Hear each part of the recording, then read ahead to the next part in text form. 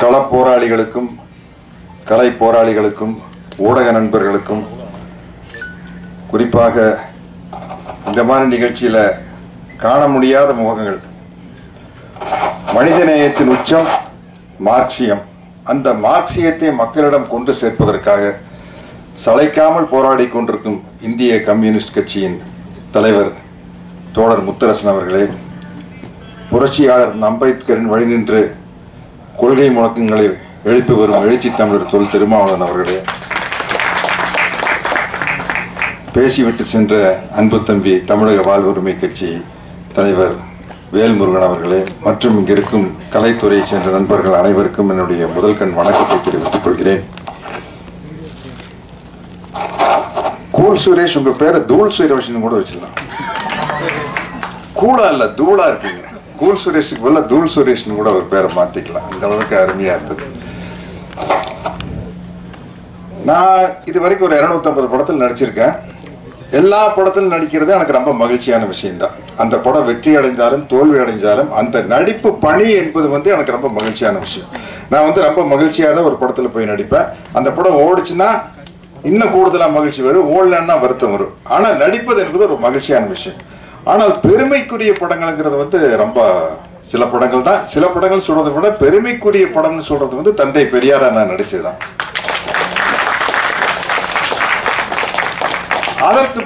அதுக்கப்புறம் சில பெயர்களை தாங்கி நடிக்கும் போது ரொம்ப மகிழ்ச்சியா இருக்கும். அதாவது படத்து கதைக்கும் புரட்சி தலைவர் எம்ஜிஆர் அவர்களுக்கு எந்த சம்பந்தமும் இல்லை. ஆனால் எம்ஜிஆர் மகன் அப்படிங்கிற படத்தில் நான் தான் எம்ஜிஆர், அந்த படத்தினுடைய கதைப்படி. அதே மாதிரி தோழர் சேகுவாரா கூட என்ன எந்த வகையிலையும் ஒப்பிட்டு பார்க்க முடியாது. அப்படிப்பட்ட ஒரு ஒப்பற்ற புரட்சியாளர் தோழர் சேகுவாராக இருக்கவே முடியாது. ஆனால் அந்த பேரில் நடிக்கிறது எனக்கு மிகப்பெரிய மகிழ்ச்சி. ஏற்கனவே யாரோ சொன்னாங்க தோழர் சேகுவாருடைய கெட்டப்பில் நான் நடிச்சிருக்கேன். புரட்சிக்காரன் அப்படின்னு ஒரு படம் நம்ம வேலு பிரபாகரன் அவர்கள் தயாரித்த படத்தில் நான் தோழர் சேகுவாரா கெட்டப்பில் நடிச்சிருக்கேன். அதேதான், புரட்சிக்காரன் படத்தில் தோழர் சேகுவாரா கெட்டப் நடிச்சிருப்பேன். இந்த தோழர் சேகுவாரா அப்படிங்கிற டைட்டில் நடிக்கிறது எனக்கு ரொம்ப சந்தோஷமான ஒரு பெருமையான விஷயம். இந்த படத்தினுடைய தயாரிப்பாளர் அனீஸும் இந்த படத்தினுடைய இயக்குனர் அலெக்ஸும் என்னை பார்க்க வந்தப்ப சொன்ன விஷயம் எனக்கு அப்படியே புல்லரிச்சிருச்சு. அவ்வளோ மகிழ்ச்சியாக இருந்தது. இந்த கதையை எழுச்சி தமிழர் தம்பி திருமாகிட்டையும் திராவிடர் கழக தமிழர் தலைவர் ஆசிரியர் வீரமணியா கிட்டையும் போய் இப்போ கதையை சொல்லி இதுல இந்த தோழர் சேகுவாராங்கிற டைட்டில் ரோல் அந்த படத்தை இந்த காலேஜினுடைய ப்ரொஃபஸரா நடிக்கிறதுக்கு யார் இருந்தா சரியா இருக்கீங்களா, தம்பியும் சரி ஐயாவும் சரி சத்யராஜ் தான் கரெக்ட்ட்டாங்க. அதுக்காக உங்களுக்கு ஒரு மிகப்பெரிய நன்றியை எழுச்சி தமிழர் அவர்களுக்கு இந்த நேரத்தில் நான் கூறிக்கிறேன். ஏன்னா அது நடிப்பா இருக்காது, அது உள்ளார்ந்து வர்ற ஒரு செயலா இருக்கும். அப்படிங்கிறதுனால என்ன சொன்னது எனக்கு ரொம்ப மகிழ்ச்சியா ரொம்ப பெருமையாம இருந்தது. எனக்கு இவங்க இந்த சென்சார்ல வெட்டப்பட்ட காட்சிகளெல்லாம் இங்க போட்டு காட்டினாங்க. இந்த எல்லா காட்சியும் படத்தில் இருக்குது, ஆனா வசனங்கள் வேற. நான் மறுபடியும் அதில் ரீடப் பண்ணி வேற வசனங்கள்ல சென்சாரினுடைய விதிகளுக்கு உட்பட்ட வசனங்கள் தான் இந்த காட்சிகள்ல வருது இல்லையா. அதனால தான் அதுக்கு நம்ம சென்சார் செட்டு கொடுத்துருக்காங்க. அதனால அதை இந்த படம் செப்டம்பர் 20ஆம் தேதி வெளியாகிறதுல ஏதாச்சும் தடங்கள் வந்துடுமோன்னு விநியோகஸ்தர்களோ திரையரங்கு உரிமையாளர்களோ பயப்பட வேண்டிய அவசியம் இல்லை. சென்சாரில் என்ன சொன்னாங்களோ அதை மாற்றி பண்ணியாச்சு இல்லையா. ஏன்னா இது பராசக்தி காலத்திலிருந்து இருக்குது, வேலைக்காரி அண்ணா காலத்தில் இருக்குது. அண்ணா எழுதின வேலைக்காரிலிருந்து கலைஞர் வசனம் எழுதின பராசக்தியிலிருந்து இந்த மாதிரி பிரச்சனைகள் இருந்துகிட்டு தான் இருக்கு. அமைதிப்படையில் இருந்தது. வேறம் புரியுது படத்தையே தடை பண்ணாங்க. அந்த படத்தை அப்போ முதலமைச்சராக இருந்த புரட்சி தலைவர் எம்ஜிஆர் அவர்கள் தான் அந்த படத்தை பார்த்துட்டு இயக்குனர் பாரதி ராஜா அவர்களை கூப்பிட்டு நீ தியேட்டர் எடு நான் பார்த்துக்கிறேன் அப்படின்ட்டாரு. அப்படி வெளிவந்த படம் தான் வேறம் புரியுது. அந்த மாதிரி இந்த பல சிக்கல்கள் உள்ள படத்தில் நான் நடிச்சு எனக்கு ரொம்ப அனுபவம் இருக்குது. இந்த படம் நடிக்கும்போது தம்பி அலெக்ஸை பார்த்தப்போ எல்லாருக்கும் தோழர் முத்தரசன் சொன்ன மாதிரி ஒரு சின்ன பையன் அப்படின்னு தான் நினைச்சோம். ஆனால் நான் நடித்த காட்சிகளை பற்றி தான் எனக்கு தெரியும். ட்ரைலர் பார்க்கையில் தான் எனக்கே பிரமிப்பாக இருக்குது. அலெக்ஸ் அவ்வளோ அற்புதமாக நடிச்சிருக்காரு. அவ்வளவு அருமையாக அவ்வளவு ஆக்ரோஷமாக சண்டை காட்சிகளில் அதாவது தன்னுடைய வாழ்க்கையில் இந்த பாதிப்புகள் எல்லாம் நடந்திருக்குது. அந்த கோபம் அங்கே தெரியுது. விடுதலை சிறுத்தைகள் கட்சியின் உள்ள முழக்கம் இருக்குது, அடங்கம் வரு அத்துமீறு அப்படிங்கிறது அந்த வலியும் வேதனையும் தெரிஞ்சாதான் அது நடிப்புல வரும். இல்லாட்டி அது சும்மா ஒரு நடிப்பா போயிடும். அந்த வலியும் வேதனையும் தெரியுது. அப்புறம் இந்த படத்துல புதுசா ஒரு சின்ன பிரச்சனை கொண்டு வந்தாங்க என்கிட்ட. நீங்க இந்த படத்துல பாட்டு பாடணும். பாட்டு பாடணும் என்ன இல்லை வார்த்தையே வந்து அடங்க மறு அத்துமீறுன்னு வருது அப்படின்னு எனக்கு ஒரு சந்தோஷம். நல்லா பாடிட்டேன்னா விடுதலை சிறுத்தைகள் கட்சியினுடைய எல்லா மேடைகள்லாம் அந்த பாட்டு ஒழிக்கும். அப்புறம் எனக்கு என்ன பயன்னா, பாட்டு எப்படின்னா பாட்டுன்னு நான் எம்ஜிஆர் ரசிகன் தானே, எனக்கு இது இது பொது உடைமை சம்பந்தப்பட்ட பாடல்களா இருக்குது. அவர் பாட்டு எல்லாமே ஹை பிச்சில் தான் ஆரம்பிக்கும். அச்சம் என்பது பாருங்க, எனக்கு பாடுறக்க அச்சம் என்பது மடமையடா அஞ்சாமை அப்படித்தான் பாட முடியாது. ஒரு டிஎம்எஸ் தான் வரணும். இல்லாட்டி ரொம்ப அழகா தனி உடைமை கொடுமைகள் தீர தொண்டு செய்யடா தானா எல்லாம் மாறும் என்பது பழைய பொய்யடா. சரியா பாட முடியல பாருங்க, இப்படி ஒரு ஸ்ருதி சுத்தத்தோட தான் வரும். பாடணும்னு நான் சொன்னேன், எனக்கு இந்த மாதிரி எல்லாம் பாட முடியாதுங்க, ஏதோ ஏன் லெவலுக்கு ஏதாச்சும் ஒரு இருந்தா பாடலாம் அப்படின்னு. எப்படி அப்படின்னா நல்ல ரஃபா நம்ம தம்பி அனுராஜ் காமராஜ் படிக்காத நெருப்புடா நெருங்குடான்னா பாடிடலாம். இல்லாட்டி ரொம்ப சாப்பிட்டா அண்ணே அண்ணே சிப்பா என்னென்ன பாடிடலாம். நீங்க எங்காச்சும் கொண்டு போய் அச்சம் இருந்தது மடமேடா ரேஞ்சு குட்டுறாதீங்க அனி சார் அப்படின்னா நீங்க வாங்க நாங்க பாத்துக்கிறேன்னு சொன்னாங்க.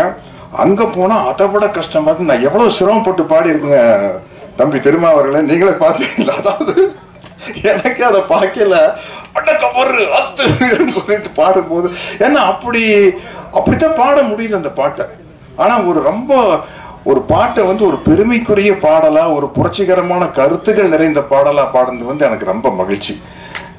எனக்கு அந்த பாடல்ல ஒரே ஒரு குறைதான் இருந்தது. இதையெல்லாம் இந்த அக்கிரமங்கள் நடக்கும்போது வருவான் புரட்சி தமிழனேன்னு என்ன காட்டுறாங்க. நான் எல்லாம் ஒரு புரட்சி தமிழன் இல்லை, தமிழன், புரட்சி தமிழன் கிடையாது. அது புரட்சி தமிழன்கிற பட்டம் இங்க தோழர் முத்தரசன் அவர்கள் விரும்பினால விரும்பாட்டி பொருந்தும், எழுச்சி தமிழருக்கும் பொருந்தும், தம்பி வேல்முருகனுக்கும் பொருந்தும். பட் அது வேற எங்கேயோ போயிடுச்சுன்னு நினைக்கிறேன். இன்னும் இருற மாதிரி. சரி பரவாயில்ல, என்ன அது என்ன இல்லை, அதனால ஒன்றும் பரவாயில்ல, அது ஒரு மகிழ்ச்சியான விஷயம்தான்.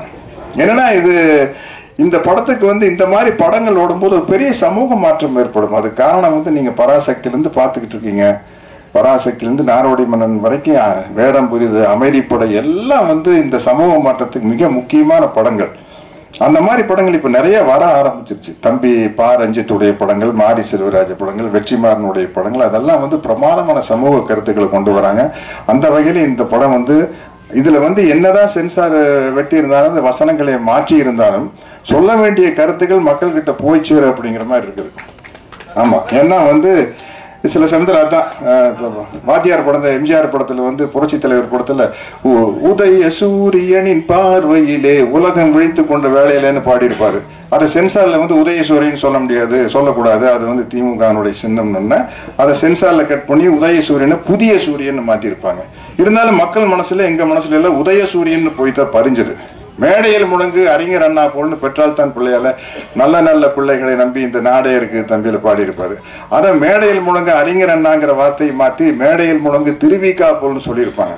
இருந்தாலும் படம் பாக்கில தெளிவா தலைவருக்கு ஒரு க்ளோஸ்அப் வச்சு அந்த வார்த்தைகள் வரும்போது அறிஞர் அண்ணாங்கிற வார்த்தை தான் மனசுல போய் புரியும். அதனால வந்து இந்த படத்துல வந்து எல்லா விதமான சட்ட சிக்கலையும் தீர்த்து சென்சார் சர்டிஃபிகேட் வாங்கி செப்டம்பர் 20 இந்த படம் வருது. அதனால வந்து இப்படிப்பட்ட ஒரு துணிச்சலான ஒரு கொள்கை கூட்டம் சினிமாவுக்கு வரணும், தொடர்ந்து வந்துகிட்டே இருக்கணும். ஏன்னா வந்து சினிமாங்கிறது ஒரு கலை அம்சம், பொழுதுபோக்கு அம்சமா இருந்தாலும் கூட ரஷ்யாவின் புரட்சியாளர் தோழர் லெனின் முதற்கொண்டு கலை வடிவத்தை ஆதரிச்சுக்கிறாங்க. கலை வடிவத்தின் மூலமாக ஒரு புரட்சி மக்களிடம் மிக தெளிவாக மிகச் சிறப்பாக சென்றடையும் என்பதில் ஆணித்தனமான நம்பிக்கை கள போராளிகளுக்கு இருக்குது. அதற்கு துணை நின்ற தம்பி அனீஸ் அவர்களுக்கும் அலெக்ஸ் அவர்களுக்கும் என்னுடைய மனமார்ந்த வாழ்த்துக்களை கூறிக்கொண்டு விடைபெறுகிறேன். நன்றி. மேடையில் அமர்ந்திருக்கும் அனைவருக்கும் வணக்கம். பத்திரிகை நண்பர்கள், ஊடக நண்பர்கள், இணையதள நண்பர்கள் அனைவருக்கும் வணக்கம். ரசிகர்கள் அனைவருக்கும் வணக்கம். மேடையில் பேசி கைத்தட்டல் வாங்குற அளவுக்கு நான் பெரிய பேச்சாளர் இல்லை, அதனால் தயவு செஞ்சு நீங்களே ஒரு தடவை கைத்தட்டிருங்க. இந்த கைத்தட்டல்கள் அனைத்தும் தோழர் சேகுவாரா அந்த டீமை தான் போய் சேரும். அப்புறம் தங்கச்சி, உங்கள் பேர் என்ன? கல்யாணி. நீங்கள் வந்து கூல் சுரேஷ் அவர்கள் வந்து பேசுவாங்க அப்படின்னு சாதாரணமாக கூப்பிட்டீங்க. அடுத்த தடவை கூப்பிடும்போது யூடியூப் சூப்பர் ஸ்டார், வெள்ளிக்கிழமை நாயகன், சிஎஸ்கே கட்சியின் தலைவர், கூல் சுரேஷ் கட்சியின் தலைவர், நடிகருமாகிய கூல் சுரேஷ் அவர்களை பேச அழைக்கிறோம் அப்படின்னு கூப்பிடுங்க. எதுக்காக இதை சொல்கிறேன்னா, பெரியவங்களாம் இருக்கிறாங்க, எனக்கு அவங்ககிட்ட பெருசாக அறிமுகம் இல்லை, ஒரு அறிமுகப்படுத்தி கொள்ளலாம் அப்படின்றதுக்காக தான். ஏன்னா பூவோடு சேர்ந்தாதான் அந்த நார் மணக்கம், அதுக்காக சொன்னேன். நன்றி. ஏன்னா இது சாதாரண மேடை இல்லை, சகலகலா வல்லவர்கள் இருக்கும் மேடை. இது சாதாரண மேடை இல்லை, சகாப்தம் படைக்கும் மேடை. இது சாதாரண மேடை இல்லை, ஜாதி மதத்தை ஒழிக்கும் மேடை. இது சாதாரண மேடை இல்லை, சனாதனத்தை எரிக்கும் மேடை. இது சாதாரண மேடை இல்லை, சரித்திரம் படைக்கும் மேடை. இது சாதாரண மேடை இல்லை, சாமானியனுக்கும் உதவும் மேடை. இது சாதாரண மேடை இல்லை, சட்டம் படித்த மேடை. இது சாதாரண மேடை இல்லை, சக்கரை போல இனிக்கிற மேடை. இது சாதாரண மேடை இல்லை, சந்தோஷத்தை அள்ளி கொடுக்கிற மேடை. இது சாதாரண மேடை இல்லை, சரித்திரம் படைக்கிற மேடை. ஸோ இவங்க முன்னாடி நான் பேசுறேன் அப்படின்றது எனக்கு ஒரு பெரிய சந்தோஷம். அதனால அடுத்து கொஞ்சம் ஃபாலோ பண்ணி கூப்பிட்டுருங்கம்மா. நன்றி நன்றி. இந்த படத்தோட இயக்குனர் அலெக்ஸ் அவர்கள், அவர் வந்து நான் நடிக்கும்போது சில சீன்லாம் வந்து நடித்து காட்டுவார். அப்படியே ஏதோ ஒரு 10-20 படம் நடித்த ஒரு எக்ஸ்பீரியன்ஸில் இருக்கிற மாதிரி நடித்து காட்டுவார். நானே கேட்பேன், பிரதர் நீங்கள் ஏற்கனவே எதுவும் நடிச்சிருக்கீங்களா அப்படின்னு. இல்லைண்ணா புதுசு தானே அப்படின்வார். ஸோ அவ்வளோ ஒரு தத்ரூபமாக, ஒருவேளை டேக் ஒழுங்காக வராட்டி கூட ஒன் மோர் வாங்கிட்டு இருப்பார். அது மட்டும் இல்லை, அவர் நடிக்கும்போது இப்போ பார்த்துருப்பீங்க, சட்டையெல்லாம் கழட்டிட்டு இருக்கார் இல்லையா, அடிபட்ட மாதிரி ஃபைட்லாம் வரும் அப்படின்னு இருப்பார். அப்படியே அந்த ப்ரூஸ்லி அந்த எஃபெக்டில் அப்படியே தான் இருப்பார். ஏன்னா ஃபைட் பண்ணும்போது, நடிக்கிறது மட்டும் இல்லாமல் ஃபைட் பண்ணும்போதும் அந்த ஒரு வெறியோடு தான் அடி அப்படி இருக்கும். ஸோ அந்த மாதிரி அவங்க நடித்து இயக்கியிருக்காங்க. அந்த அலெக்ஸ் அவர்களுக்கு என் மனமார்ந்த வாழ்த்துக்கள். தயாரிப்பாளர் பிரபு சார் அவர்களுக்கும் என் வாழ்த்துக்கள். எனக்கு தெரிஞ்சு இந்த படத்தில் பிரபு சார் வந்து ஒரு கேரக்டரில் நடிச்சிருக்காரு, வில்லனாக நடிச்சிருக்காரு. அவர் நடிக்கிறதுக்கு முன்னாடி எனக்கு தெரிஞ்சு ஒரு 100 தடவை அமைதிப்படை படம் பார்த்துட்டு தான் நடிக்க வந்திருப்பார்னு நினைக்கிறேன். ஏன்னா ஒரு சீன்லேயுமே சத்யராஜ் சார் தான். ஏன்னா நான் எனக்கு அவரோட காம்பினேஷன் தான். நடிக்கும்போது சத்யராஜ் சார் தான் எனக்கு ஞாபகம் வரும். இப்போது அந்த கட் பண்ண சீன்லாம் கூட காமிச்சாங்க. அதில் சத்யராஜ் சார் சொல்லுவார், என்ன அல்வா கொடுத்தாக்க வேணான்றாங்க, அமைதிப்படம் படம் பார்த்துருப்பாங்கல்ல. உங்கள் அப்பா அம்மாவை சத்தியமாக சொல்கிறேன், ப்ரொடியூசர் 100 தடவை படம் பார்த்துட்டு தான் இந்த படத்தை வந்து நடிக்க வந்திருப்பார்னு நினைக்கிறேன். ஏன்னா அவ்வளவு தத்ரூபமாக நம்ம அமைதிப்படை படத்தில் அமாவாசை கேரக்டரு நாகராஜ சோழன் என்ன பண்ணுவாரோ அதே மாதிரி இதை வந்து அதை விட பிரமாதமாக பண்ணியிருக்காரு அப்படின்னு சாரை வச்சுட்டு சொல்லக்கூடாது. நல்லா பண்ணியிருக்காரு. அவருக்கு என் மனமார்ந்த வாழ்த்துக்கள். எதுக்காக இந்த ஒற்றுமை இருக்குது அப்படின்னாக்க, உண்மையிலேயே ஒற்றுமை இருக்குங்க. சத்யராஜ் சாருக்கு உடம்பு ஃபுல்லாக முடி இருக்கும், அவருக்கும் உடம்பு ஃபுல்லாக முடி இருக்கு. நான் பார்த்தேன். நீங்கள் கேட்கலாம் எப்படி பார்த்தீங்க அப்படின்னு. இதில் வந்து ஒரு ஸ்விம்மிங் பூலில் குளிக்கிற சீன் ஒன்று இருக்குது. அப்போ பார்த்தேன். அப்போ நான் நினச்சேன், ஓஹோ ஒருவேளை காம்பினேஷன் கரெக்டாக தான் இருக்குது அப்படின்னு. ஸோ அவருக்கு என் மனமார்ந்த வாழ்த்துக்கள். அப்புறம் சத்யராஜ் சார் இந்த படத்தில், தோழர் சேகுவாரா படத்தில் நடிச்சிருக்குது எங்களுக்கெல்லாம் ஒரு பெரிய பூஸ்டப். ஏன்னாக்க வால்டர் வெற்றிவேல் அந்த படம் 50வது நாள் படத்தை நான் பிளாக்ல டிக்கெட் வாங்கி பார்த்தேன். அது எவ்வளோ ஒரு பெருமைப்பட வேண்டிய விஷயம் பாருங்கள். 50வது நாள் படத்தை நான் வந்து பிளாக்ல டிக்கெட் வாங்கி பார்த்தேன்னா அப்போ வந்து அந்த படம் எவ்வளோ பெரிய சூப்பர் ஹிட்டு பாருங்க. ஸோ அவங்க அவ்வளோ ஒரு மிகப்பெரிய ஹிட்டு ஹீரோ கூட இன்றைக்கி நான் ஸ்டேஜில் இருக்கிறேன் அப்படின்றப்போ எனக்கு வந்து ரொம்ப சந்தோஷமாக இருக்குது. படத்தோட பேர் தோழர் சேகுவாரா. தோழர் சேகுவாரான்னு போட்டால் யூடியூப்லாம் வரும், அந்த தலைவரோட ஃபோட்டோ வரும். ஆனால் எனக்கு தெரிஞ்சு கண்ணை மூடிட்டு இமேஜினேஷன் பண்ணி பார்த்தாக்க சத்யராஜ் சார் தான் ஞாபகம் வருவார். நான் நேற்று கூட ப்ரொடியூசர்கிட்ட கேட்டேன், அவர் ஏற்கனவே ஏதோ ஒரு படம் சேகுவாரா மாதிரி நடிச்சிருக்காருல சத்யராஜ் சார் அப்படின்னா. இல்லை சார் அது வேறு படம் அப்படின்னு. ஏன்னா அந்த படத்தில் ஒரு கருப்பு தொப்பி போட்டு அந்த படம் பேர் தெரியல, அப்படி துப்பாக்கிலாம் வச்சுனா அப்படி இருப்பார். ஸோ அந்த அளவுக்கு ஒரு போராடக்கூடிய ஒரு புரட்சி தமிழனாக இருக்கிறவர் நம்ம தோழர் சேகுவாரா அந்த படத்தில் நடிக்கிறது எனக்கு வந்து ரொம்ப பெருமையாக இருக்குது. அவர் கூட நம்மளும் நடிச்சிருக்கோம் அப்படின்றத ரொம்ப சந்தோஷப்படுறேன். அப்புறம் திருமாவளவன் ஐயா அவர்கள் அவங்க வந்து வாழ்த்துறதுக்காக வந்ததில் ரொம்ப சந்தோஷம். நான் பிக் பாஸ் போயிட்டு வந்தது உங்களுக்கு எல்லாருக்கும் தெரியும். இப்போ வந்து கமல் சார் பிக் பாஸ்லேருந்து விலகிட்டார். விலகினதுக்கப்புறம் யாரை போடலாம் அப்படின்னு சொல்லி யோசிச்சுட்டு இருந்தாங்க. எனக்கும் விஜய் டிவியும் கொஞ்சம் தொடர்பு இருக்குது, அதெல்லாம் உங்களுக்கு தெரியும்னு நினைக்கிறேன். நேற்று ஒருத்தர்கிட்ட பேசிகிட்டு இருந்தேன், விஜய் டிவியில் ஒரு முக்கியமான நபர் கூட தான். அப்போ அவர் சொன்னார், சார் உங்களோட கருத்து என்ன அப்படின்னு நான் கேட்டேன். அப்போ அவர் சொன்னார், தாயின் மீது ஆணையாக சொல்கிறேன். அவர் சொன்னார், தொல் திருமாவளவன் ஐயா அவர்கள் அவர் வந்து தொகுத்து வளர்ந்தாக்கா அந்த நிகழ்ச்சி நல்லா இருக்கும் அப்படின்னாரு. எதுக்காக சார் அப்படி சொல்கிறாங்க, எதுக்காக அப்படி சொல்கிறீங்க அப்படின்னு சொல்லி கேட்டேன். அப்போ அவர் சொன்னார், தொல் திருமாவளவன் ஐயா அவர்கள் தான், அவர்கள்ட்ட ஒரு நீதி இருக்கும், ஒரு நேர்மை இருக்கும், ஒரு உண்மை இருக்கும். யாரு தப்புக்கு பண்ணாலும் அந்த இடத்துல தண்டனை கொடுக்கறதுக்கான ஒரு தில் இருக்கும் அப்படின்னு சொல்லி சொன்னாரு. இதெல்லாம் நடைமுறையில வந்தாக்க நான் மட்டும் இல்ல, ஒட்டுமொத்த இந்தியாவே சட்டம் படித்த நம்மளுடைய சட்டத்தை சொல்லி கொடுத்த அம்பேத்கர் ஐயா அவர்கள் கூட எழுந்து நின்று கை தட்டுவாரு. என்னுடைய மாணவன் இந்த ஒரு நிகழ்ச்சிக்கு தொகுத்து வழங்கியிருக்காரு. இது வந்து உலகமே பார்த்துட்டு இருக்க நிகழ்ச்சி. அந்த இடத்துல எந்த தப்பு தண்டா எது நடந்தாலும் அதை தட்டி கேட்கிற ஒரு தில்லு வேணும் அப்படின்ற. நீங்க வேற எதனா மாற்றி எழுதிடாதீங்கப்பா, அதுக்கு இதுக்கு எதுவும் சம்பந்தம் இல்லை. கமல் சார் நல்லவர் தான்வா, ரொம்ப நல்லவர், சரியா? அதனால அது இது நினைச்சிடாதீங்க. என்னுடைய கருத்தை சொன்னா விஜய் டிவியில அவங்க சொன்னதை நான் சொன்னேன். இது வந்து என்னுடைய தனிப்பட்ட கருத்து தான். அதே மாதிரி சத்யராஜ் சார், எனக்கும் அவருக்கும் இது வரைக்கும் நான் சத்யராஜ் சார் இன்னைக்கு தான் நேரில் பார்க்குறேன். நான் அவரை பார்த்ததில்லை. ஆனால் நான் வந்து இந்தியன் 2 படம் ரிலீஸ் ஆகிறப்போ நான் குதிரையில் போனேன். அந்த இந்தியன் தாத்தா அட்ரஸ் போட்டு அப்படி போட்டுலாம் வச்சு அப்படி குதிரையில் போனேன். நிறையா பேர் கமெண்ட்ல இது வந்து இந்தியன் தாத்தா கிட்டப்பா, இது வந்து இந்தியா தாத்தா கிட்டப்பா அப்படின்னு சொல்லி எல்லாம் கிண்டல் பண்ணி போட்டிருந்தாங்க. அதில் முக்காவாசி பேர் என்ன போட்டிருந்தாங்கன்னா, அண்ணா நகர் முதல் தெரு சத்யராஜ் மாதிரி இருக்கியா அப்படின்னு சொல்லி நிறையா பேர் போட்டிருந்தாங்க. அவங்களுக்கு வேணா அது கிண்டலா நினைக்கலாம், நான் ரொம்ப பெருமையா நினைச்சேன். அவ்வளோ பெரிய மனுஷனை அவர் கூட பார்த்து என்னை வந்து சேர்த்து வச்சு பேசியிருக்கீங்களா அப்படின்னு நான் ரொம்ப சந்தோஷப்பட்டேன்.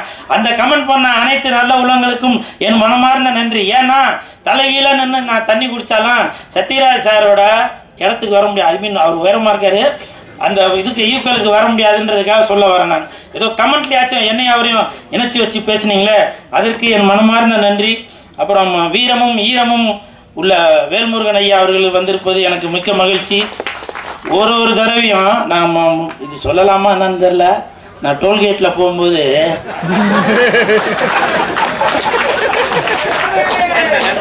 இல்லை எதுக்காக இல்லை, அது எதுவும் கேஸ் எதுவும் போட்டுற போறாங்க.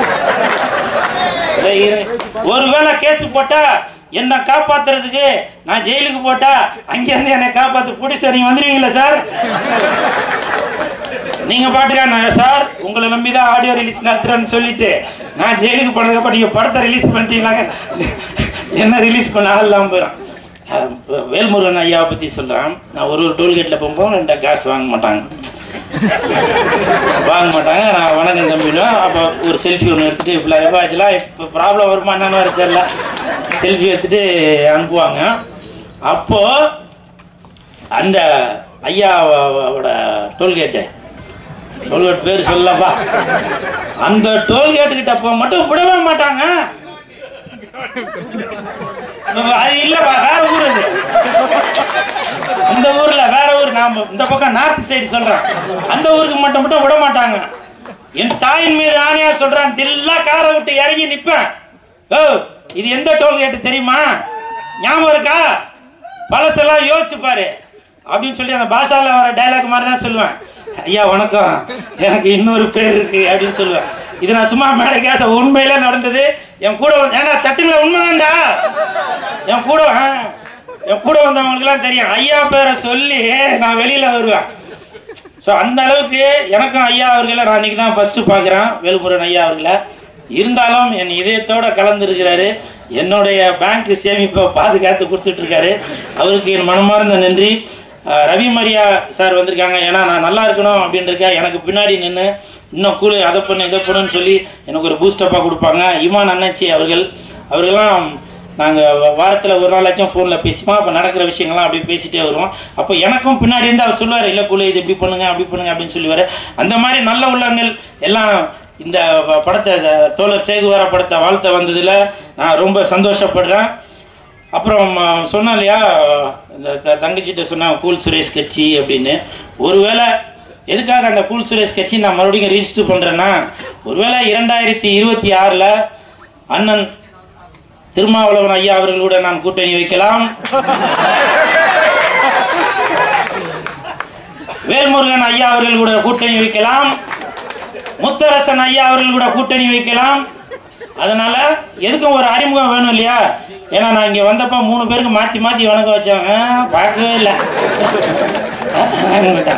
இதை வந்து நான் எதுக்காக சொல்கிறேன்னா, எனக்கு வந்து அவங்க அறிமுகம் இல்லை. ஆனால் இன்னைக்கு இந்த நிகழ்வை மறக்க மாட்டாங்க. முக்கியமாக வேல்முருகன் ஐயா மறக்க மாட்டாருன்னு நினைக்கிறேன். டேய் அவன் யாராவது பழசெல்லாம் மறுபடியும் கிண்டிக்கிட்டு இருக்கான் அப்படின்னு. ஸோ இதெல்லாம் ஒரு நகைச்சுவைக்காக தான் சொன்னேன். இந்த டோல்கேட் மாட்டெலாம் உண்மை இல்லை. நான் தூங்கும் போது அந்த கனவு நீங்கள் பாட்டா ஏற்கனவே நான் காரை விட்டு இறங்கும்போது கேட்டேன், வெறும் போலீஸாக நினைச்சு எதுக்குப்பா போலீஸ் அப்படின்னு. சார் இந்த மாதிரி இவங்கெல்லாம் பெரியவங்க வராங்க. அப்படியா, நான் வேறு எதுனான்னு சொல்லி இப்போவே கையோட கூட்டிகிட்டு போயிட போகிறாங்க. ஏன்னா இப்போ கொஞ்ச நாளாக யூடியூபர்ஸ் இவங்கன்னு பிடிச்சி போட்டுன்னு இருக்காங்கல்ல, என்ன சொல்கிறதுனே தெரியல. அதனால் உங்கள் அனைவருக்கும், வாழ்த்த வந்த அனைவருக்கும் என் மனமார்ந்த நன்றி. இந்த படத்துக்கு வந்து சென்சாரில் 42 கட்டு கொடுத்துருக்காத சொல்கிறாங்க. 42 கட்டு. அடுத்த வாரம் படம் ஹிட்டு. ஐ மீன் அடுத்த மாதம் படம் ஹிட்டு. இப்போ கையை தட்டு. என்னுடைய பேச்சை கேட்ட அனைவருக்கும் என் மனமார்ந்த நன்றி. எதுவும் தவறாக பேசியிருந்தா மன்னிச்சிருங்க பெரியவங்கள. நன்றி நன்றி நன்றி. ஆனா நீங்க போறதுக்கு முன்னாடி இது சாதாரண மேடை இல்ல அப்படின்னு நிறைய சொன்னீங்க. உண்மையாலுமே இது சாதாரண மேடை இல்ல, ஸ்கூல் சுரேஷ் அண்ணன் இருக்கும் மேடை அப்படின்னு சொல்லலாம். இந்த விழாவுக்கு வந்திருக்கக்கூடிய மேடையில் வந்திருக்கக்கூடிய மிகப்பெரிய ஜாம்பவான்கள் அனைவருக்கும் என்னுடைய அன்பான நன்றி கலந்த வரவேற்பை அளித்துவிட்டு, கேமரா இருக்கா? நிறைய கேமரா இருக்கு. என்னதான் சொன்னாங்களா?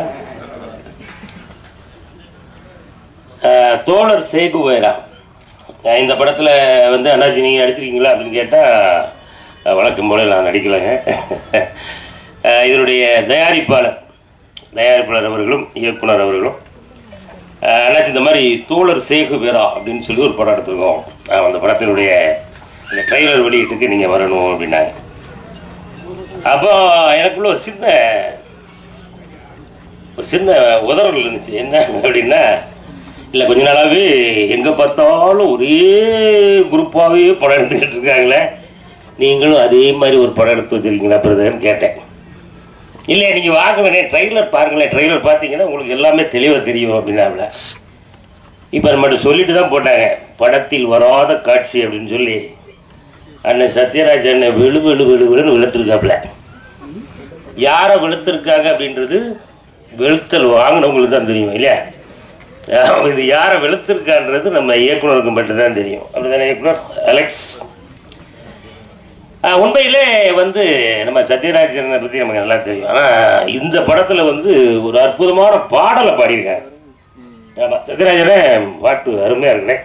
அடுத்தடுத்து உங்களுக்கு ஏகப்பட்ட அழைப்புகள் வந்துகிட்டே இருக்கும். ரொம்ப அருமையாக பாடியிருக்காங்க. சத்யராஜன் ஒரு வாட்டி எல்லோரும் நல்லா உற்சாகமாக கைகளை தட்டி வாழ்த்து. அருமை. அப்புறம் இன்னும் மேடையில் நிறைய பெரிய பெரிய ஜாம்பவான்கள் இருக்காங்க. அண்ணன் வேலுமுருகன் இருக்காங்க, ஐயா திருமாவளவன் ஐயா இருக்காங்க, அண்ணன் முத்தரசன் இருக்காங்க, இன்னும் நம்ம கூல் சுரேஷ் இருக்காங்க. உங்களுடைய பேச்செல்லாம் கேட்கறதுக்காக நாங்கள் ரொம்ப வெயிட் பண்ணிட்டு இருக்கோம். நீ தான் அந்த குரூப்பா? எங்கே போனாலும் முன்னாடி வரும் உங்களுக்கு. அண்ணன் ரவிமுறை அண்ணன் இருக்காங்க, அண்ணன் பேசிய மறந்த சிவா அண்ணன் அவர்களுக்கு இப்படி நன்றியை சொல்லிட்டு, இந்த படத்தின் மூலமாக ஒரு விஷயத்தை சொல்ல வர்றாங்க. இதை நம்ம படம் பார்த்த பிறகு பேசுவோம், சரியா? அதனால் நம்ம எல்லாரும் என்ன எதிர்பார்த்து வந்தோமோ அது இந்த படத்தில் இருக்கும் அப்படின்னு நான் நினைக்கிறேன். இருக்குது அப்படின்றத நான் ஓரளவுக்கு உறுதி பண்ணியிருக்கேன். படம்லாம் பார்த்து படிச்சுட்டு நம்ம மற்ற கதைகளை பேசுவோம். இன்னும் முக்கியமான நிறைய விஷயங்களை பேசுவதற்காக நிறைய பேர் ரெடியாக இருக்காங்க. அவங்களுடைய பேச்சை உங்களை போலவே நானும் கேட்கறதுக்கு ஆர்வமாக இருக்கேன். இந்த படத்தினுடைய ட்ரெய்லர் பார்க்கும்போது ஹீரோ தம்பி எங்கே தம்பி வாங்க. ஆமாம், இந்த தம்பி ரொம்ப பிரமாதமாக நடிச்சிருக்காப்புல. முதல் படமா தம்பி? இல்லை முதல் படமா? வாழ்த்துக்கள் தம்பி. தோற்றம்லாம் ஒரு வேற லெவலில் இருக்கு. நீங்கள் ஒரு ஆக்ஷன் ஹீரோவாக நம்ம தமிழ் சினிமாவில் வரணும் அப்படின்றது எங்களுடைய ஆசை. அதுக்கடுத்து பயங்கர உழைச்சிருக்கீங்க, உழைப்பு அதில் தெரியுது. அதில் நடித்த அத்தனை கலைஞர்களுக்கும் இந்த நேரத்தில் ஒரு வாழ்த்துக்களை சொல்லிட்டு, இந்த படம் கண்டிப்பாக ஒரு மிகப்பெரிய வெற்றி படமாக இருக்கும். அது நம்ம புரட்சி தமிழன் அண்ணன் சத்யராஜன் அவர்களுக்கு அமைதி படையை அடுத்து நிறைய படங்கள் நல்ல படங்கள் அண்ணன் கொடுத்துருக்காங்க. அந்த வரிசையில் இந்த படமும் வெற்றி பெற எல்லாம் உள்ள இறைவனை வேண்டி வாழ்த்தி விடைபெறுகிறேன். நன்றி, வணக்கம். தமிழ் சினிமா ஒவ்வொரு காலகட்டத்திலும் இந்த தமிழ் சமூகத்திற்கு என்ன வழிகாட்ட வேண்டும் என்பதை தெளிவாக சொல்லியிருக்கு. நான் ஒரு விஷயத்த சொல்லிட்டு முடிக்கிறேன். இந்த படம் தமிழ் சமூகம் எதிர்கொள்ளுகிற இன்றைய காலகட்டத்தினுடைய சிக்கல்களை மட்டும் இல்ல, வருங்கால தலைமுறையினுடைய பாதுகாப்பு குறித்தும் கல்வி குறித்தும் தெளிவாக வெளிப்படையா பேசுது. அதுல தோழர் பேசியிருக்கிற வசனம்லாம் டைரக்டரை பார்த்தா எனக்கு ரொம்ப அதிர்ச்சியா இருந்ததுங்க. ஒரு சின்ன பையன் காலேஜ் போயிட்டு இருப்பாருன்னு பார்த்தா அவர் எழுதிய வசனங்கள் இருக்குல்ல, அப்படியே அதிர்ச்சி ஆயிட்டேன் நானு. கண்ணே கலங்கி போச்சு. அவர் பார்த்திருப்பாரு. எனக்கு என்ன நம்பிக்கை தெரியுமா? எங்களுக்கு அடுத்த தலைமுறை இந்த சமூகத்தை உயர்த்தி பிடிக்கிற நெஞ்சுரத்தோடு கலையை கையிலே ஏந்தி இருக்கிறது என்பதை இந்த டைரக்டரை பார்க்கும்போது எனக்கு பெரிய மகிழ்ச்சியா இருந்துச்சுங்க. கலைதான் ஆயுதம், நல்லா புரிஞ்சுக்கோங்க. அறிவாயுதம் என்பது கலையை உயர்த்தி பிடிக்கிறவனுக்கு தெரியும். கலையை போன்ற ஒரு அறிவாயுதம் உலகத்துல கிடையாது. எனவேதான் அதிகாரம் முதலில் கை வைப்பது கலையாக இருக்கும். அதனாலதான் ஒளிப்பதிவு சட்டம் கூட போன ஆண்டு வந்துச்சு. அதை தனியா பேசுவோம். இனி நீங்க எந்த காலத்திலயும் சர்டிபிகேட் வாங்கின படத்தை அவங்க நினைச்சா தூக்கலாம், நினைச்சா வெட்டலாம், நினைச்சா ஒட்டலாம். 42 கட்டுன்றது சும்மா இல்ல. எத்தனை கட்டு அந்த படத்துல விழுகுதோ அத்தனை உரத்தோடு அந்த படத்தை தமிழ் சமூகம் உயர்த்தி பிடிக்க வேண்டும். அந்த படத்தை வெற்றி படமாக மாற்ற வேண்டும். அப்போதுதான் அதிகாரம் கொஞ்சமாவது அச்சப்படும் கலைஞர்களை பார்த்து. ஒரே ஒரு செய்தி நேற்று நடந்தது. ஒரு கலைஞனுக்கு தார்மீக பொறுப்பு எப்படி வரும் தெரியுமா? ஜெயா பக்ஷன், அமிர்தா பக்ஷனுடைய இணையர், நாடாளுமன்றத்திலே ஒரே ஒரு குரல் கொடுத்தார். சபாநாயகரை பார்த்தார், எந்திரிச்சிட்டு நான் ஒரு கலைஞன், உடல் மொழியையும் உணர்வுகளையும் உணர்ச்சிகளையும் புரிந்து கொள்ள முடியும். முக பாவனைகளை என்னால் புரிந்து கொள்ள முடியும். உடல் மொழியை என்னால் புரிந்து கொள்ள முடியும். ஆனால் மிஸ்டர் அப்படின்னு அவருடைய பேரை சொல்லிட்டு, சபாநாயகருடைய பேரை சொல்லிட்டு, உங்கள் உடல் மொழி சர்வாதிகாரமாக இருக்கிறது அப்படின்னு பேசிட்டு, அது நல்லதில்லை. நாம் எல்லாம் ஒரே மாதிரி இயங்குவதற்காக இங்கே வந்திருக்கிறோம். நீங்கள் ஆசிரியர் அல்ல, நாங்கள் பள்ளிக்கூடத்துக்கு வருகிற மாணவர்கள் இல்லை என்கிற ஒரு குரலை அங்க பதிவு செய்யறார்னா, அதுக்கு பின்னாடி அதிகாரம் தோல் உயர்த்துகிற போதெல்லாம் பார்த்து வேடிக்கை பார்க்க மாட்டோம். கலை என்கிற அற்புத ஆயுதத்தை கையில் வைத்திருக்கிறோம். மக்களை வென்றெடுப்போம், சமூகத்தோடு உரையாடுவோம். கலை மக்களுக்கானது. நன்றி, வணக்கம். மேடையில் அமர்ந்திருக்கும் ஆன்றோர்களுக்கும் சான்றோர்களுக்கும் தோழர்களுக்கும் என்னுடைய வணக்கத்தை தெரிவித்துக் கொள்கிறேன். தோழர் சேகுவேரா, சேகுவேரா வேறர் அல்ல, சேகுவேரா. இந்த படத்தில் எனக்கு தெரிஞ்ச 2 பேர் நடிச்சிருக்காங்க, ரொம்ப நெருக்கமான நண்பர்கள். ஒன்று நீல் ஆனந்த், இன்னொன்று அண்ணன் ஒருத்தர் பேர் கூட நான் மறந்துட்டேன். ரொம்ப அண்ணன் உங்கள் பேர் என்னண்ணே? சுல்தான் அண்ணன். 2 பேரும் நடிச்சிருக்காங்க. இதை தாண்டி இந்த படத்துல பேச வேண்டிய விஷயங்கள் நிறைய இருக்கு. தோழர் சேகுவேரா பல அடக்குமுறைகளுக்கு எதிராக, முதலாளித்துவ எதிராக போராடிய ஒரு மிகப்பெரிய ஒரு தோழர். ஆனா அவருடைய பெயர் கொண்ட படம் வெளியில வர்றதுக்கு இன்னைக்கு நாமெல்லாம் சேர்ந்து போராட வேண்டிய கட்டத்துக்கு நம்ம தள்ளப்பட்டிருக்கோம். இந்த படத்துக்கு கொடுக்கப்பட்டிருக்க கட்டு எத்தனை தெரியுங்களா? 42 கட்டு இந்த படத்துக்கு கொடுத்துருக்காங்க. குறிப்பா இந்த படத்துக்கு ஏ சர்டிபிகேட் எல்லாம் பூரா ஆதாரத்தோட தான் வந்திருக்கேன். ஏ சர்டிஃபிகேட் கொடுக்கறதுக்கான காரணம் என்ன, ரீசன் என்னன்னு அவங்களே கோட் பண்ணியிருக்காங்க. அவங்க சொல்லியிருக்க ரீசன் என்னன்னா, reason for grant of A certificate, the film is evaluated in its overall aspects. சரி, okay. The content explores caste based discrimination along with other sensitive issues like reservations and scholarship.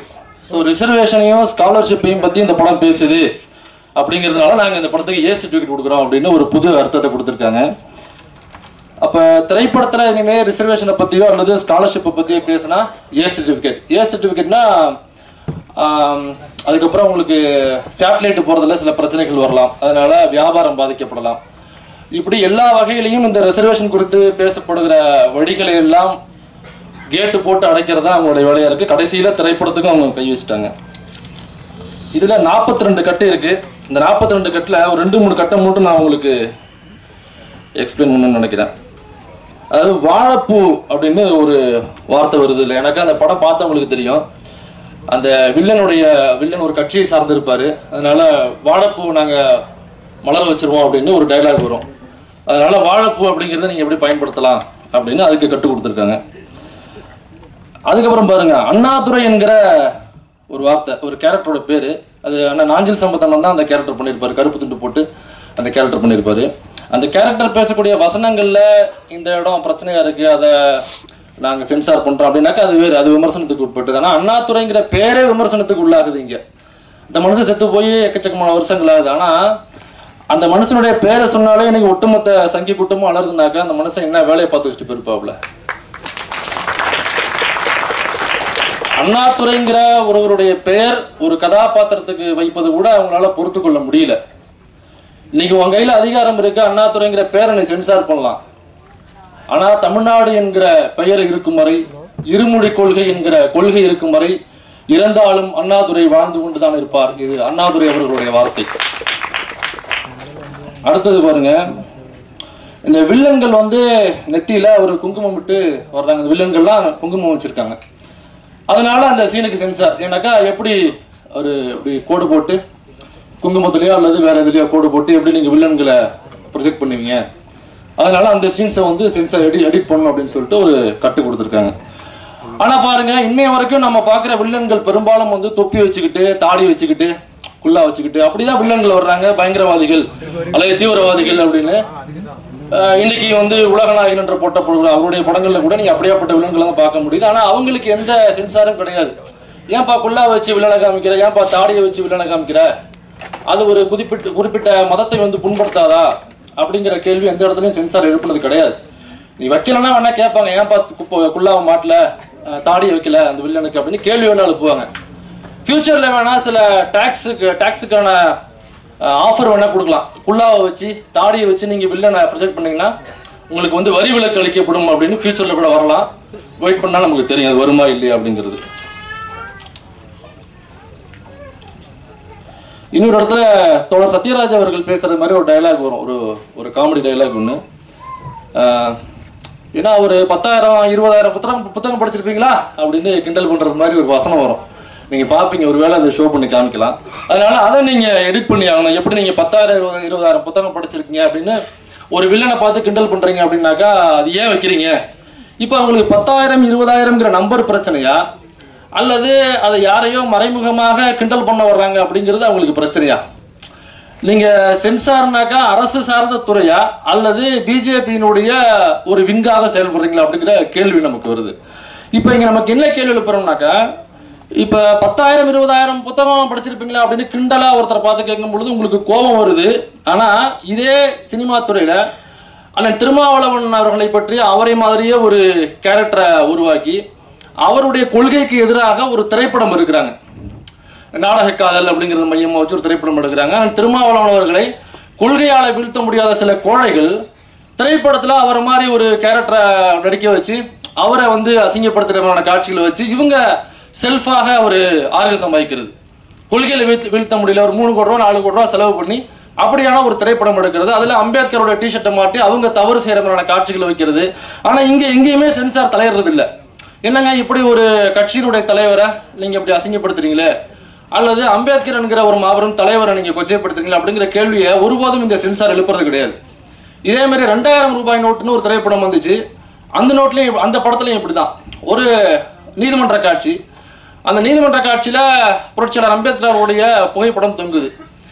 இந்த சீனை edit பண்ணணும் அப்படின்னு சொல்றாங்க sensor. ஏன்னா edit பண்ணணும் அப்படின்னாக்கா எப்படி நீங்க நீதிமன்றத்துல அம்பேத்கருடைய போட்டோவை தொங்க விடலாம் அப்படின்னு ஒரு கேள்வி.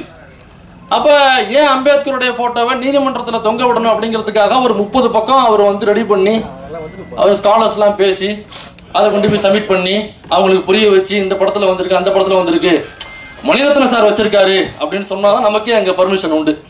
இப்படி சில எக்ஸாம்பிள்ஸ் காமிக்கணும், சில எடுத்துக்காட்டுகள் கொண்டு வரணும், வரலாறுல இருந்து புரட்டை கொண்டு வந்து அம்மா கான்ஸ்டியூஷன் எழுதுனே இவரதாமாங்கிறதெல்லாம் புரிய வச்சு இப்போ அது கூட புரியாத நபர்கள் தான் நீங்க சென்சார்ல உட்காந்துருக்காங்க. ஆனா 10,000 20,000 புத்தகம் படிச்சிருப்பியா அப்படின்னு கிண்டல் பண்ண காட்சிக்கு சென்சார். இந்த மாதிரி நிறைய 42 காட்சிகளுக்கு சென்சார் வந்திருக்கு. இப்படியாப்பட்ட இடத்துல தான் நாம இருக்கோம். இந்த கருத்துரிமை